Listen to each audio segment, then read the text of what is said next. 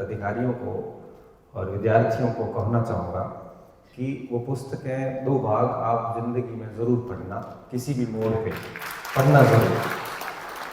आपको उसमें 2 चीज़ें सीखने को मिलेगी कि इतिहास कैसे लिखा जाता है, और दूसरा ये सीखने को मिलेगा कि ऐतिहासिक स्रोतों का उपयोग इतिहास लेखन में कैसे किया जा सकता है। तो साथ साथ में आपका ज्ञानवर्धन भी होगा। तो मैं आपका बहुत बहुत साधुवाद अर्पित करता हूँ कि एक सिंगल फ़ोन मैंने किया, मैंने कहा अरविंद जी अपना कार्यक्रम है 20 जनवरी को, तो आपका सहमति है कि नहीं है। तो आपके शब्द ये थे कि जब आपने सोचा था ना कि अरविंद जी को बुलाना है, उसी समय मेरी सहमति बन गई थी। फिर हमारे बड़े भाई साहब और साथी कह सकते हैं, बैचमेट हैं हम, पवन जी भवाडिया साहब। मैंने पवन जी को कॉल किया क्योंकि मेरा इरादा क्लियर था कि मुझे इतिहास से जुड़े हुए जितने भी शिक्षक शिक्षार्थी हैं उनको ही बुलाना है, क्योंकि मेरा ड्रीम जो था ना वो ये था कि बाड़मेर में हमें इतिहास का कार्यक्रम करना है। और जब मैंने युवराज जी के सामने ये बात रखी, क्योंकि मेरी टीम इतनी अच्छी है कि मुझे खाली कहना पड़ता है कि ये कार्यक्रम करना है, बाकी मुझे देखना नहीं पड़ता। आज आप यकीन नहीं करोगे, आपने आज टाउन हॉल देखा है, मैंने भी आज ही देखा है, बाकी सारी तैयारियां इन लोगों ने करी है। तो मैंने युवराज जी से बात करी, तो सजेशन ये था कि फर्स्ट ग्रेड का अपन सम्मान समारोह कर रहे हैं और राज्य भर के बच्चे हैं, तो बाड़मेर इतना दूर है, कौन आएगा यहाँ पर। डर तो मुझे भी था, और दूसरा क्या था कि निराशा तो मैं गर्ल्स की तरफ से हुआ, क्योंकि आधे सिलेक्शन उनके हैं लेकिन आए 4-5 ही बच्चे आए। तो मैंने उनको कहा कि मुझे संख्या से मतलब नहीं है, क्योंकि हमारी लिस्ट जब हमने बनाई तो 387 बच्चों के नाम उसमें आए सिलेक्शन की लिस्ट में। तो 387 बच्चे थे, मैंने कहा कि 2 बच्चे भी आएंगे ना तो अपन सम्मानित कर लेंगे। लेकिन मेरा जो एक इरादा है, मेरा जो ड्रीम है, क्योंकि उन 2 बच्चों से भी मैंने वादा किया था कि टाउन हॉल में मिलेंगे हम, कि जिसने पढ़ा है उन सबको अच्छे से पता है। तो मुझे तो करना था कार्यक्रम, भले 10 बच्चे आए, 20 आए, जिनको ठीक लगता है आना तो आया, नहीं आना तो कोई बात नहीं, लेकिन जो आना चाहते हैं उनका सम्मान होना ही चाहिए।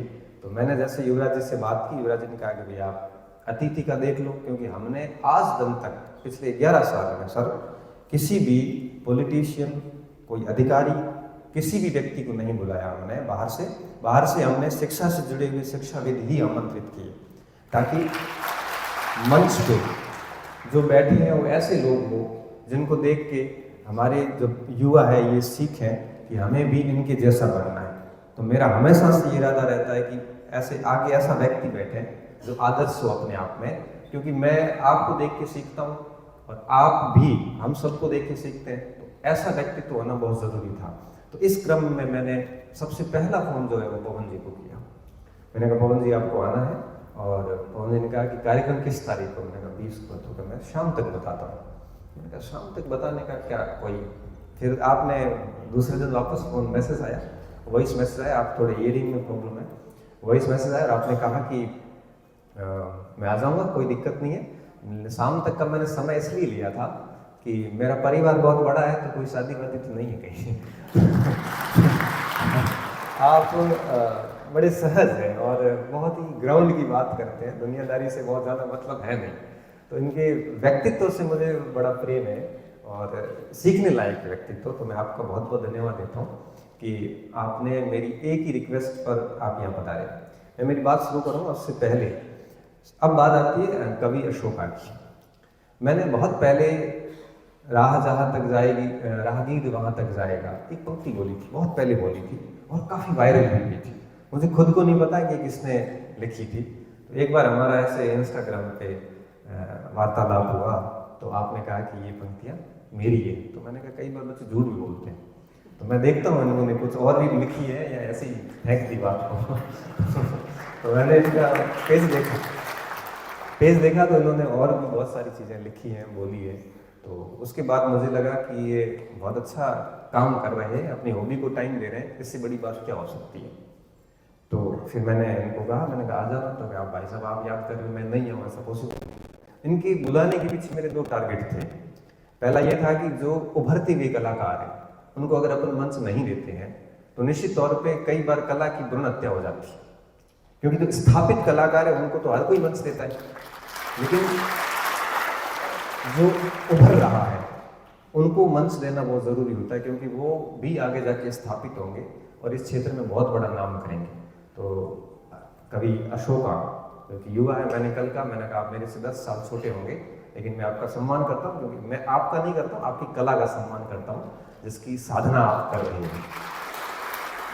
तो आपका भी धन्यवाद कि आप है वो एक रिक्वेस्ट किया है। मैं मेरी बात को थोड़ी 2-5 मिनट बाद में शुरू करूँगा। उससे पहले इस पूरे हिस्ट्री पॉइंट की अगर मैं बात करूँ तो इसमें मैं केवल एक फिगर हूँ जिसको आगे किया जाता है। क्लास लेके मैं निकल जाता हूँ। मैं क्लास कोचिंग गया, मैं सुबह उठा 8-9 बजे और मैंने अपना टॉपिक तैयार किया, तैयार करके कॉलेज आता हूँ, फ्री हुआ और कोचिंग गया, मैंने अपनी क्लास रिकॉर्ड करके मैं निकल जाता हूँ। उसके बाद बच्चों की इंक्वायरीज, उनके मैसेजेस, उनकी टेक्निकल दिक्कत, कौन सी क्लास किस बैच में रिकॉर्ड करनी है, अपलोड करनी है, कहाँ क्या करना है, मैंने कभी कुछ नहीं बताया है। कोई कभी मेरे पास शिकायत नहीं आती। इस पूरे सिलसिले को बहुत तरीके से करने का श्रेय, कई बार बच्चे देखते थे मेरी क्लास रात को 2:30-3 बजे अपलोड होती थी। इसके पीछे जो एक की फिगर है, जो मेन व्यक्तित्व है, वो है सवाई कुमावत। मैं सवाई को बुलाना चाहूँगा आगे कि वो आगे आए। और इस व्यक्ति को मैं, आप ये देख लीजिए कि आपने क्लासें मेरे से पढ़ी है, लेकिन बाकी सारी प्रोसेस सवाई ने करी है। रात को 3 भी बजे या 4 भी बजे, कई बार पूरी रात भी चली गई। इसके योगदान को भुला नहीं सकते हम। आज आपको जितनी भी कोई तकनीकी दिक्कत होती है वो सारा कुछ समाधान करते हैं। इनका इतिहास से कोई लेना देना नहीं, लेकिन सारे बैचेस के इतिहास के पाठ्यक्रम इनके रटे हुए हैं कि कौन सा विषय किस ऑर्डर में जाएगा। कई बार बच्चे कहते हैं सर ये क्लास नहीं आई, तब ये कहते हैं वो आउट ऑफ सिलेबस है। तो इनको मैं सम्मानित करना चाहूँगा एक मोमेंट तो देके, मेरी इच्छा है, हार्दिक इच्छा है। और सॉरी,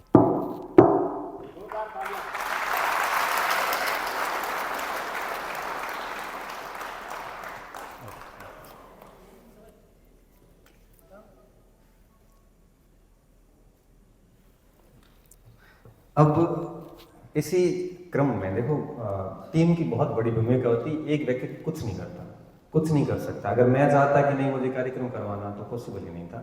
अगर इस पूरी टीम का योगदान नहीं होता, उसको तो मैं शुक्रगुजार हुई हूँ। साथ में हिस्ट्री पॉइंट से जुड़े हुए हम सभी पर्दे के पीछे से जो काम कर रहे थे, उन सबको मैं एक बार नाम लेना चाहूँगा और मेरी इच्छा है कि मैं उनको सम्मानित भी करूँ। अब सवई की श्रेणी के बाद में मैं जसकरण जी और बाबूदान जी को मंच पे बुलाऊंगा। जसकरण जी ने पूरा संस्कृति का पाठ पढ़ाया हिस्ट्री पॉइंट पे, और खास बात देखिए, जहाँ जहाँ राजस्थान इतिहास में मैं अटक गया, वहाँ बाबूदान जी ने कहा कि मैं हूँ ना, क्यों भाई आप टेंशन क्यों ले रहे हो। और बाबूदान जी ने वो पाठ पढ़ा दिया। मेरी बहुत बड़ी जो एक जिम्मेदारी थी वो उनका निर्वहन बाबूदान जी ने किया। और जसकरण जी ने अभी प्रोफेसर बैच 3rd पेपर में पढ़ाया। 19 में से 17 प्रश्न के कंटेंट्स हैं। पॉलिटिकल साइंस आजकल कैसा आ रहा है आपको ये अच्छी तरीके से पता है। तो मैं आप दोनों को मेरी तरफ से मैं आपको मोमेंटो देके सम्मानित करना चाहता हूँ, क्योंकि ये मेरे तरफ से जो है वो मुझे लगता है कि आपके बिना ये चीज़ें पूर्ण नहीं हो पाती।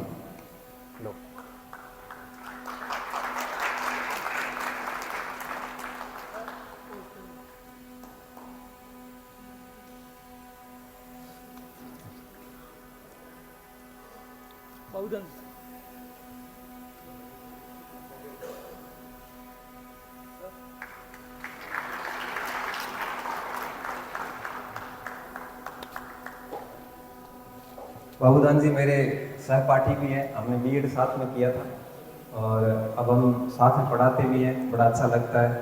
और अरफन मौला है। तो बाबूदान जी और जसकरण जी का मैं दिल से शुक्रिया अदा करता हूँ कि इन्होंने जब भी मुझे आवश्यकता हुई इन्होंने वो ये चीज़ें की।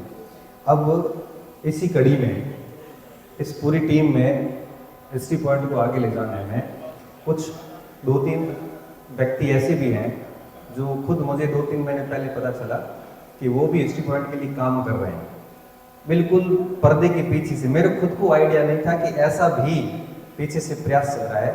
तो मैं भवानी, लोकेंद्र और दिनेश को बुलाना चाहूँगा। ये तीनों ऐसे बच्चे हैं जो पढ़ भी रहे हैं और साथ साथ में सोशल मीडिया वगैरह पे ये काम कर रहे हैं। एक फैन पेज वगैरह, छोटे छोटे रील्स वगैरह ये बनाते हैं, साथ में पढ़ाई का काम भी करते हैं। तो मैं चाहता हूँ कि इनको भी मैं एक मोमेंट तो देके सम्मानित करूँ। तो इनका भी योगदान अविस्मरणीय है।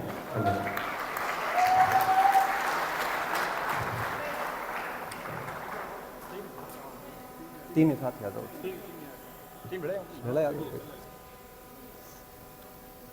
हाथ।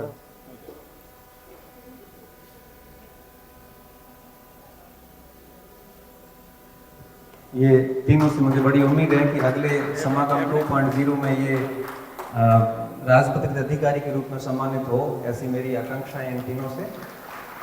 अब मैं मेरी बात को शुरू करूं उससे पहले 1-2 मिनट और लूँगा। मैं यहाँ पे सुरेंद्र जी और मांगीदान जी को भी सम्मानित करना चाहता हूँ। उन्होंने इतना बेहतरीन तरीके से मंच संचालन किया, क्योंकि सुरेंद्र जी और मांगीदान जी दोनों का जो बेजोड़ एक कोऑर्डिनेशन था और बेहतरीन तरीके से इन्होंने किया। सुरेंद्र जी स्पेशली जोधपुर से चला के आए और मांगीदान जी हमारे लिए हर वक्त तैयार रहते हैं। तो मेरी इच्छा है कि मैं उनको भी सम्मानित करूँ।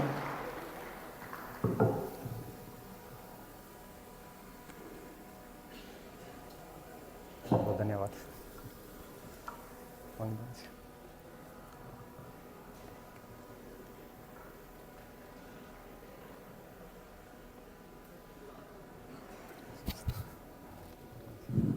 मांगीदान जी और हम खूब क्रिकेट साथ खेले हैं।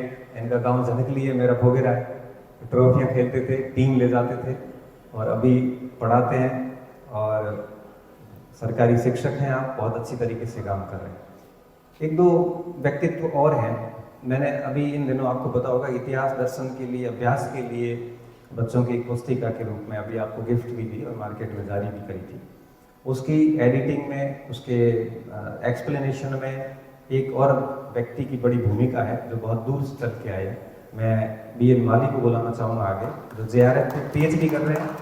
बनारस हिंदी यूनिवर्सिटी से वहाँ से PhD कर रहे हैं और खुद पढ़ भी रहे हैं। इनका उस पुस्तक में काफ़ी योगदान है। आपने उस पुस्तक के ऊपर BN माली नाम भी देखा होगा, वो यही व्यक्तित्व है। तो मैं चाहता हूँ कि इनका भी मैं सम्मान करूँ।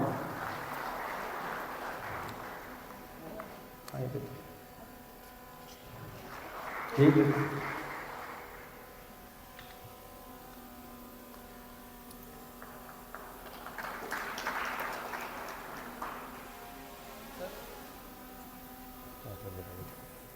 सर मैं चाहता हूँ कि मैं भी माला पहना के आपका और सबका स्वागत करूँ। कोई नहीं, आप करो।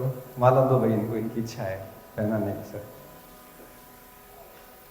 अब इस पूरे सम्मान की कड़ी में एक व्यक्ति और छूट रहा है। मैं एक शख्स को छोड़ना नहीं चाहता यहाँ पे।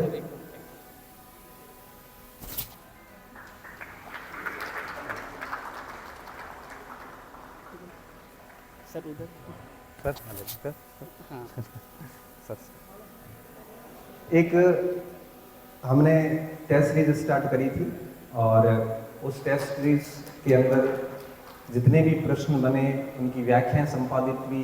ये सारा काम मेरे प्रिय विक्रम सलायच ने किया था और मैंने आग्रह किया तो वो हाजिर हो गए। बड़ी अच्छी एक्सप्लेनेशन देते हैं।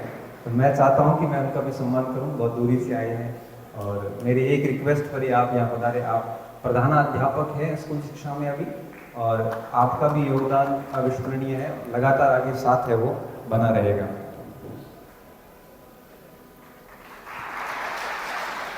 ट्रॉफी कम है क्या? ट्रॉफी कम है? नहीं जो है खूब नहीं। ये अपन ने इनके लिए मंगवाई थी।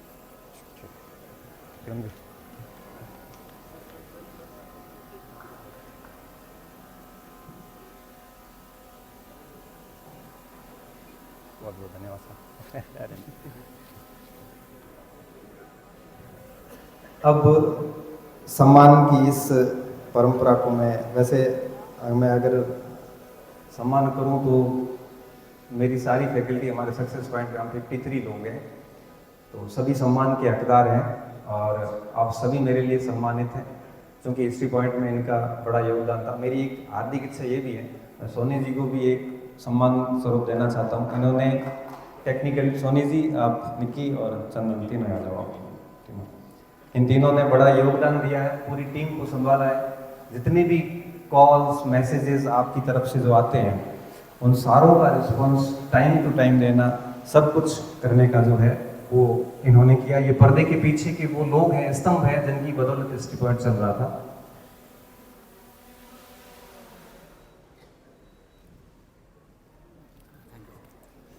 अब मैं मेरी बात को शुरू करने जा रहा हूं। सबसे पहले यहाँ पे विराजमान सभी जो विद्यार्थी हैं मेरे, जो अभ्यर्थी हैं मेरे, इन सबको मैं दिल से धन्यवाद बोलना चाहता हूँ कि आपने मेरे एक आग्रह पर बहुत दूर दूर से बड़ी लंबी यात्राएं करके आप यहाँ पे आए और अभी पिछले 5-6 घंटे से आप यहाँ पे बैठे हैं। ये मेरे लिए बड़ा सौभाग्य का एक अवसर है, एक खुशी का अवसर है कि मुझे अंदाज़ा भी नहीं था कि बच्चे आएंगे भी नहीं आएंगे, क्योंकि एक डर हमेशा रहता है, कार्यक्रम करवाना इतना आसान कार्य नहीं होता। और डर मुझे हमेशा से था कि कितने आएंगे, क्या आएंगे। ये आयोजकों को डर रहता है क्योंकि वो भोजन की व्यवस्था करते हैं, सीटिंग की व्यवस्था करते हैं, उनको ज़्यादा डर रहता है। मैंने तो कह दिया था एक बच्चा आएगा तो सम्मानित करके अपन स्नेह मिलन का कार्यक्रम कर लेंगे, बाकी उनको देखना वैसे देखें। तो आप सभी चयनित राजपत्रित अधिकारियों को मैं बहुत बहुत बधाई देता हूँ और साथ साथ में मैं आपके उज्जवल भविष्य की कामना करता हूँ। जो कम मार्जिन से रह गए या अपना चयन सुनिश्चित नहीं कर सके, उनको मैं शुभ आशीष देता हूँ। बढ़िया मेहनत कीजिए और इतिहास 2.0 में मैं यहाँ पे आप सभी को देखना चाहूँगा, क्योंकि कोई भी एक असफलता अंतिम नहीं होती। व्यक्ति कभी भी रीटेक कर सकता है और वो कभी भी अपने आप को पुनः स्थापित कर सकता है। तो आप जितने भी अभ्यर्थी हैं जिनका जो अभी तैयारी कर रहे हैं या कुछ मार्जिन से रह गए हैं, उन लोगों को मैं सिर्फ इतना ही कहूँगा कि आप लोग और अच्छे से मेहनत कीजिए। आगामी वैकेंसी में जो हमारा इतिहास 2.0 होगा, इतिहास 2.0, उसमें आप यहाँ पे आए, इनकी शुभकामनाएं मैं आप तक प्रेषित करता हूँ। अब जो व्याख्याता बनी हैं उनको कुछ बातें करूँ उससे पहले मैं बात करूँ 2008 की बात है सर। 2008 में मैं ग्रेजुएशन के फाइनल ईयर में था और यहीं पे एक कार्यक्रम हुआ था और उस कार्यक्रम में बाड़मेर जिला कलेक्टर महोदय, प्रशासन वगैरह सब थे और मुझे 2008 में बाड़मेर का बेस्ट स्टूडेंट का अवार्ड यहाँ पे दिया गया था इसी जगह पे। और जब मुझे वो अवार्ड मिला तो उसके साक्षी भगवान जी हैं, जिनको मैं एक बार आगे बुलाना चाहूँगा। एक बड़ी आर्थिक इच्छा है आगे एक बार भगवान एक बार प्लीज आगे।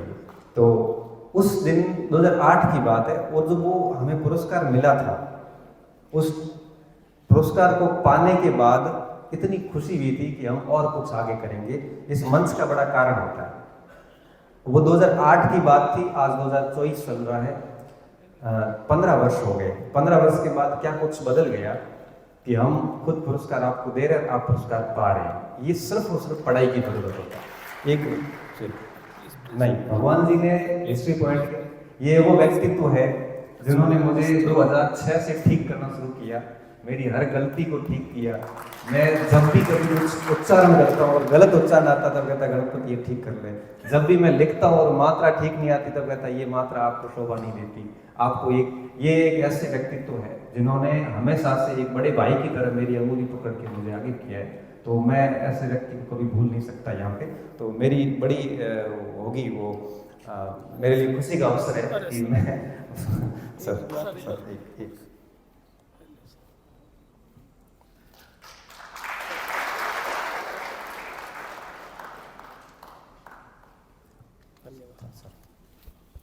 2008 का वो दौर था और उसके बाद धीरे धीरे जब हमने हिस्ट्री पॉइंट स्टार्ट किया तो मेरी दिल्ली ख्वाहिश थी कि मैं एक ऐसा कार्यक्रम करूं, इतिहास समागम। और मैं सोचकर अभी थोड़ी देर पहले ऐसे भावुक सा हो रहा था कि इतने सारे बच्चे, इतना रिस्पेक्ट मैंने जितना आपको दिया नहीं उससे कहीं अधिक आपने मुझे लौटा दिया। इससे बड़ी गर्व की अनुभूति मेरे लिए एक शिक्षक के लिए कुछ हो नहीं सकती। जब ये यात्रा शुरू हुई थी तो मैं सही बताऊं, हिस्ट्री पॉइंट शुरू करने के पीछे मेरा जो मेन कारण था, हालांकि मैं पब्लिक मंच पे नहीं कहता हूँ, फिर भी मेरे से झूठ भी नहीं बोला जाता, वो आर्थिक कारण था। क्योंकि मैं खुद एक गहरे आर्थिक संकट में था सर, और मुझे उस संकट से निकलने के लिए मैं हाथ पैर मार रहा था। मैंने कई बड़े संस्थानों को ईमेल भी किए थे। अब अलग बात है कि वो संस्थान अब मुझे वापस अब ईमेल कर रहे हैं, उस समय मैंने किए थे कि कोई मुझे ठीक जगह जॉब दे दे तो मैं मेरी इस परिस्थिति से निकल सकता हूँ। उस समय युवराज जी मेरे से छोटे हैं, अनुज हैं, लेकिन इस व्यक्ति को ये मैं कह दूं कि यहाँ अपने को ये करना, यहाँ ये करना, वो यही करते हैं, लेकिन कुछ मामलों में वो मेरे से बड़े मैच्योर हैं। व्यक्ति की पहचान करनी हो, किसी से डील करना हो, किसी से बात करनी हो, इनकी समझ को मैं सलाम करता हूँ। और उस समय उन्होंने मुझे ये कहा था कि हम किसी और जगह जाने की बजाय हम खुद अगर अपना काम करते हैं और आपका क्या पता अच्छा नाम है और काम चल गया तो अपन इस आर्थिक संकट से बाहर आ सकते हैं। क्योंकि उस संकट से बाहर निकलना ना इनकी बस में था ना मेरे बस में था। उद्देश्य ये था और दूसरा कोई उद्देश्य नहीं था, क्योंकि पढ़ाना उस समय मेरे लिए सेकेंडरी था। ये बड़ा सच के साथ में इस बात को मैं कन्विंस कर रहा हूँ, इस जगह कन्फेस कर रहा हूँ। लेकिन फिर जब पढ़ाना शुरू किया तो कहते हैं ना, माँ सरस्वती इतना दे देती है जितना आपने सोचा भी नहीं होगा। वो सारी चीज़ें संकट खत्म हो गए और उसके बाद क्या वो स्थिति हुई 2022-23 तक आते आते वो मनी धन आर्थिक स्थितियाँ जो थी वो तो पता नहीं किस नंबर पे चली गई और फिर आनंद आने लग गया। और आनंद आने ऐसा लगा कि फिर हमने पढ़ाना शुरू किया। और मैं सर बताऊँ आपको, मैंने करीबन उस इतिहास हिस्ट्री पॉइंट के अंदर जितने भी ज़रूरतमंद बच्चे थे उन मोस्टली सारे फ्री किए। और अगर फीस काउंट करके सवाई एकदम बता रहा था कि लगभग हमने 50 लाख के आसपास की फीस जो है वो बच्चों की फ्री कर दी कि बेचारे वो पढ़ सकते हैं। वो इसलिए कि अब हमारा वो मकसद रहा नहीं था। जो मकसद था, शुरुआत की थी उस समय ज़रूर था, लेकिन माँ सरस्वती ने इतना कुछ दे दिया कि हमारी सारी जो ज़रूरत थी वो पूरी हो गई थी। उसके बाद हमने बड़े दिल से काम किया, दिल से तो पहले दिन से किया था। और मैं इस मामले में हमारे अजीत सिंह को भी धन्यवाद दूंगा कि हम दोनों रात को बैठे में क्या किया जाए। अजीत सर कहाँ गए, चले गए, तो क्या किया जाए। तो उन्होंने कहा कि एप्लीकेशन बनाते हैं। मुझे तो आता नहीं तो कि मैं बढ़ाता हूँ।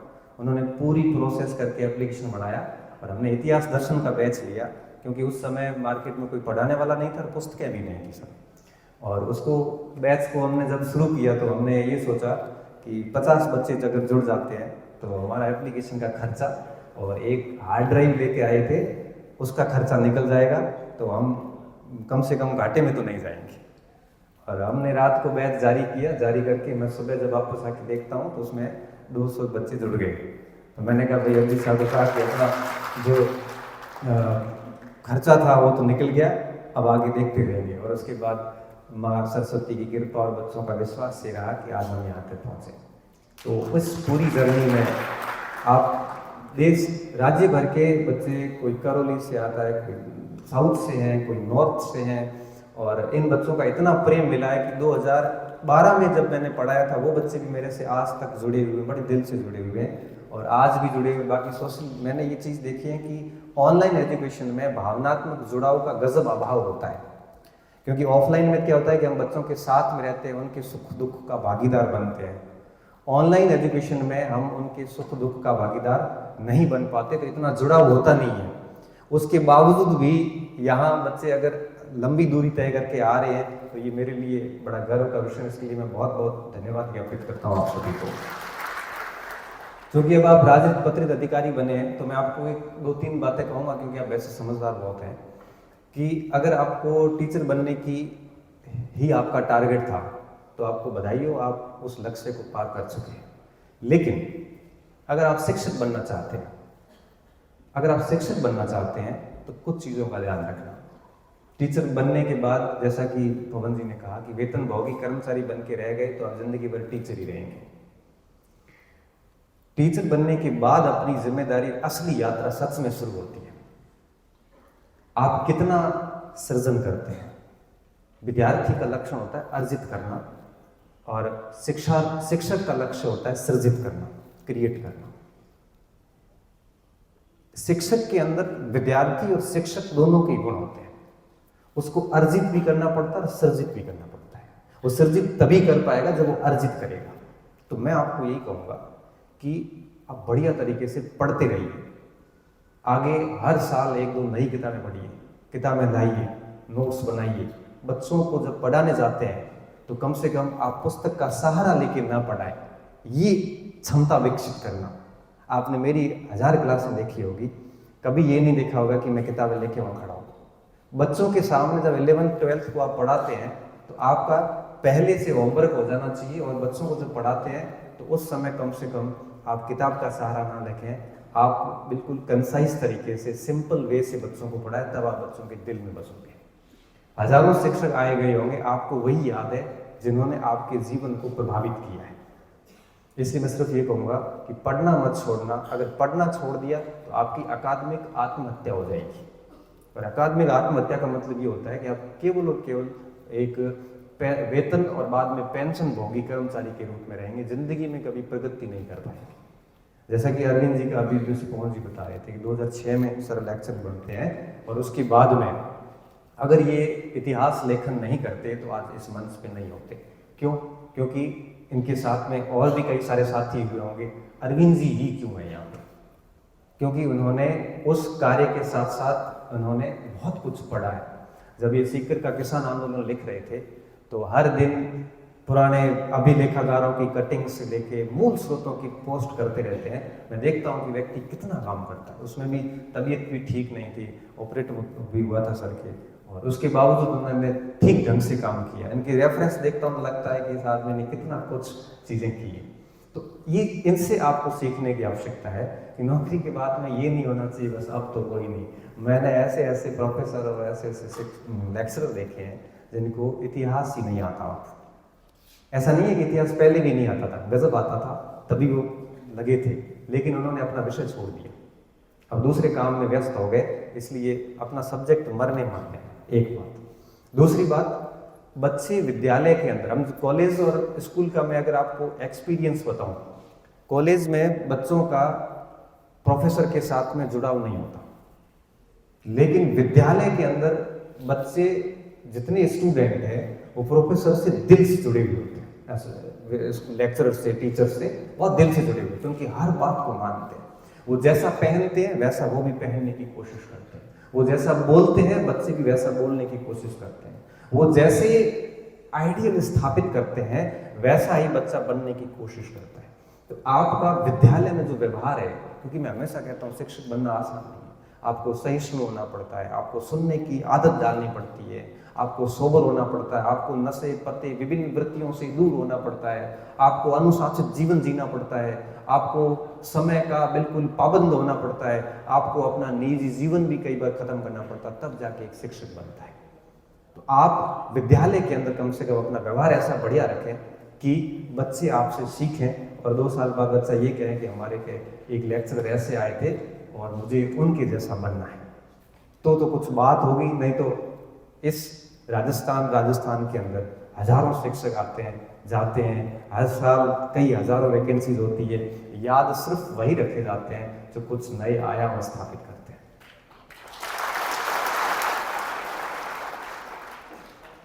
इसलिए अपने आचरण को ठीक रखना, क्योंकि जब कई बार सोशल मीडिया पे कई बार हम पढ़ते हैं कि फलाना विद्यालय में ये हुआ वो हुआ, इस प्रकार के गलत कार्य भी पढ़ते हैं।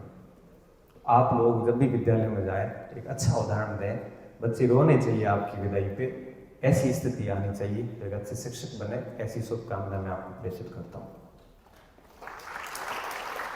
इस पूरे कार्यक्रम का जो मेन टारगेट था वो मेरे 3 टारगेट थे। पहला तो मेरा एक ड्रीम था कि मैं बाड़मेर में इतिहासविद और इतिहास के शिक्षार्थियों को आमंत्रित करूँ। दूसरा उद्देश्य ये था कि मेरे से जो बच्चे पढ़े उनका सम्मान समारोह स्नेह मिलन करूँ, क्योंकि हमने एक दूसरे को कभी नहीं देखा। बच्चे ये कहते हैं सर आपकी ये पेंट कमर की ऊपर का भाग हमने देखा है, नीचे आपकी कैसे दिखते हुए भी हमें पता नहीं, क्योंकि उन्होंने इतना पोस्ट नहीं देखा, इससे ज़्यादा पोस्ट देख नहीं। ये पहली बार कई बच्चे लाइव सुन रहे हैं, कई उन्हें आज पहली बार देख के सोचा है इतना ही है क्या हाँ वैसे कैमरे में तो ठीक दिखता है तो मेरी एक इच्छा थी कि कम से कम इस वर्चुअल दुनिया से बाहर आके रियलिटी में फेस टू फेस हो। दूसरा मेरा टारगेट ये था। और तीसरा एक मोटिवेशन भी था कि बाड़मेर में समय समय पे होते रहनी चाहिए, क्योंकि हम शिक्षा के क्षेत्र में पिछले भी लोगों में सर हम तो नहीं रहे, पढ़ रहे हैं, लेकिन आज भी मैं देखता हूँ तो हमारे अगर गाँव में चले जाओ सर, पूरे गाँव में 2-2 4-4 नौकरियाँ होती हैं। जब बच्चे आते हैं मैं पूछता हूँ परिवार में, तो परिवार क्या सर, पूरे गाँव में दूसरी नौकरी है। और यही मैं जब सिखावटी की बात करता हूँ तो सिखावटी में घर में अगर 10 लोग हैं तो 8 लोग लगे हुए मिलेंगे। हम बहुत पीछे हैं अभी भी, लेकिन हम प्रयास कर रहे हैं कि मतलब मेहनत के जरिए प्रयास कर रहे हैं कि हम आपको आपने वो मेहनत के जरिए प्रयास करने हैं बहुत बढ़िया तरीके से। हालांकि इसमें ऐसा कोई क्षेत्रवाद नहीं है, लेकिन हम कहते हैं ना कि व्यक्ति को प्रतिस्पर्धा करनी चाहिए, प्रतिद्वंद्व नहीं होना चाहिए, प्रतिस्पर्धा होनी चाहिए। कक्षा के अंदर भी जब टेस्ट होते हैं तो प्रतिस्पर्धा होती है, तो हमें भी प्रतिस्पर्धा करनी है। हम मध्य प्रदेश के लोगों से तो कर नहीं सकते, तो हम कहाँ कर सकते हैं प्रतिस्पर्धा? हम ऐसे कर सकते हैं कि वो हमारे से आगे हैं, हमें उनके जैसा बनना है। तो इस तरह से एक हेल्दी कंपटीशन होता है तो हम भी ठीक होंगे। तो मेरा तीसरा टारगेट ये था कि इस तरह से एक सम्मेलन करूं, जिससे क्या होता है कि इतिहास का एक माहौल बने। इतिहास को बड़ा जटिल और बोरिंग सा विषय बता दिया गया, जैसा कि भवानी जी सर कहते हैं जैसा है नहीं। और सुरेंद्र जी कह रहे थे कि लाइट पंखे वगैरह बंद करके सर पढ़ाते थे ताकि पसीना हो तो पता चले कि पढ़ाई एक साधना है, इतना आसान काम थोड़ी है। तो आपने वो सब मुकाम हासिल किया है, तो ये मेरा उद्देश्य था। मेरी बात को मैं बहुत अधिक नहीं ले जाऊँगा आगे, लेकिन मैं एक ऐसे शख्स को भी यहाँ आमंत्रित करना चाहूँगा। पूरी इस कार्यक्रम की रूपरेखा बनाने से लेके कार्यक्रम को कैसे मैनेज करना है, पूरे कोऑर्डिनेटर के रूप में काम किया। और जनरली पर्दे के पीछे ही रहते हैं, और उनमें से पहला जो पंक्ति में नाम आता है वो युवराज जी का आता है। मेरे वैसे उम्र में छोटे हैं, लेकिन एजुकेशन में भी जो कम एजुकेटेड है, लेकिन मैनेजमेंट बहुत ज़बरदस्त है। इनके मैनेजमेंट का मैं बड़ा तारीफ करता हूँ। आप आइए, मैं आपको भी मोमेंट हो रहना चाहता हूँ, मेरी हार्दिक इच्छा है। साथ में हमारा सोशल मीडिया हैंडल स्वरूप जी शर्मा देखते हैं, तो आप भी अगर आओ तो मैं आपको भी, स्वरूप जी शर्मा जो पूरा सोशल मीडिया का हैंडलिंग पूरी आप करते हैं। तो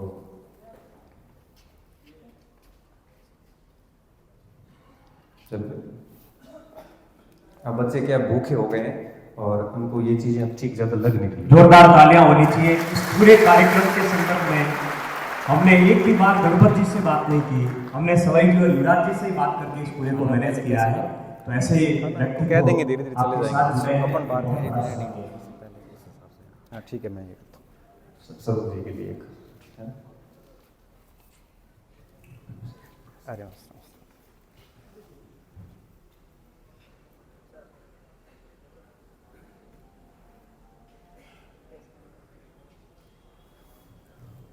अंत में मैं आप सभी का धन्यवाद दूंगा कि एक साधारण सा व्यक्ति एक ग्रामीण पृष्ठभूमि से उठ के, जिसने ज़िंदगी में 6ठी क्लास में अंग्रेजी शुरू करी हो, जिनके पूरे परिवार में पहला मैट्रिक पास व्यक्ति, जिसका कोई ऐसा कोई शैक्षिक बैकग्राउंड नहीं, जिसका कोई इतना अच्छा बैकग्राउंड नहीं, 10th 12th सारी परसेंटेज में 49, 60, 61, 52 इस टाइप के परसेंटेज रहे हुए एक साधारण व्यक्ति को आपने इतना प्रेम दिया, आपने इतना एक प्रकार से रिस्पेक्ट दिया, उसके लिए मैं आप सभी का हमेशा से ऋणी रहूँगा।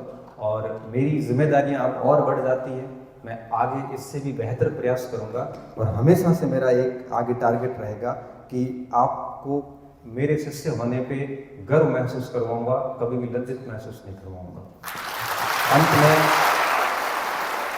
जैसा कि कवि अशोक की कुछ पंक्तियां एक बार बोली थी, वायरल हुई थी, एक और अभी कुछ 4 पंक्तियां बोलना चाहता हूं, पता नहीं किसने लिखी हैं, लेकिन ठीक लगी तो मैं अभी आप ये पंक्तियां मेरे सभी शिक्षक साथियों और आप सभी राजपत्रित अधिकारी जितने भी हैं सबको समर्पित हैं। मैं 4 पंक्तियां सुनाऊंगा, ध्यान से सुनना, बड़ी महत्वपूर्ण है। कि सुंदर सुर सजाने को साज बनाता हूँ, सुंदर सुर सजाने को साज बनाता हूँ, नौ सीखिए परिंदों को बाज बनाता हूँ, नौ सीखिए परिंदों को बाज बनाता हूँ, चुपचाप सुनता हूँ शिकायतें सबकी, चुपचाप सुनता हूँ शिकायतें सबकी, तब दुनिया बदलने की आवाज़ बनाता हूँ, तब दुनिया बदलने की आवाज़ बनाता हूँ। समंदर तो परखा है हौसले पंछियों के, समंदर तो परखा है हौसले पंछियों के, और मैं डूबती